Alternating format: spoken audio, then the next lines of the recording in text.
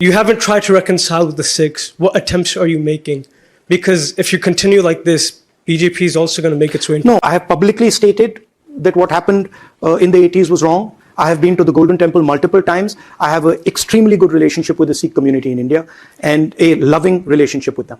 But I'm more than happy to take responsibility for everything that the Congress party has ever done wrong in its history. दरम्यान परिणय फुके आणि संजय राऊतांनी यावर काय प्रतिक्रिया दिली ती सुद्धा पाहूया.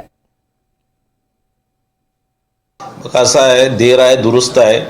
जी चूक म्हणजे जे कत्लेआम त्यावेळेस इंदिरा गांधीजींनी केलं होतं, ज्या मोठ्या प्रमाणात शीख बांधवांना संपूर्ण देशभरात त्यांना त्यांच्या हत्या करण्यात आलं होतं, त्यांना बेघर करण्यात आलं होतं.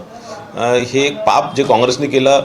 निश्चितच राहुल गांधींनी त्याच्याबद्दल माफी मागितली. ही माफी मला असं वाटतं त्याच वेळेस जर मागितली असती तर बरं झालं असतं. किंवा राहुल गांधी ज्यावेळेस राहुल गांधींचं स्टेटमेंट वाचलं की त्यांनी सांगितलं त्यावेळेस मी राजकारणात नव्हतो, लहान होतो, पण ज्यावेळेस ते मोठे झाले, ज्यावेळेस ते राजकारणात आले, खासदार झाले, त्यावेळेस जर त्यांनी ही माफी मागितली असती तर निश्चितच त्याला स्वागत आम्ही केलं असतं.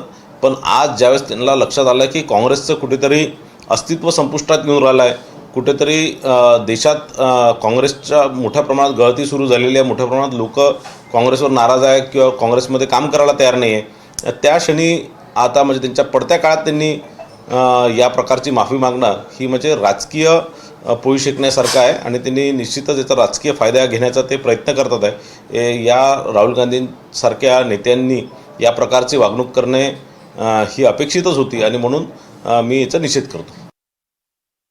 जे पंजाबमधलं ब्लू स्टार ऑपरेशन आहे त्याबद्दल त्यांनी खेद व्यक्त करताना असं म्हटलंय की त्यावेळेस मी राजकारणात नव्हतो, पण आता या सगळ्या घटनांबद्दल मी माफी मागतो. नाही, राहुल गांधींची ती एक भूमिका कायम राहिल्या, चुकांची माफी मागणं आणि त्याच्यामध्ये काय चुकीचं नाही. याच्यापासून नरेंद्र मोदी आणि अमित शहानी काय शिकायला पाहिजे. नरेंद्र मोदी आणि अमित शहा यांनी या तरुण नेत्यापासून काही शिकायला पाहिजे. ते हेच की चुका कबूल केला पाहिजेत मोकळेपणानं. ती लोकशाही आहे आणि लोकभावनांचा आदर केला पाहिजे.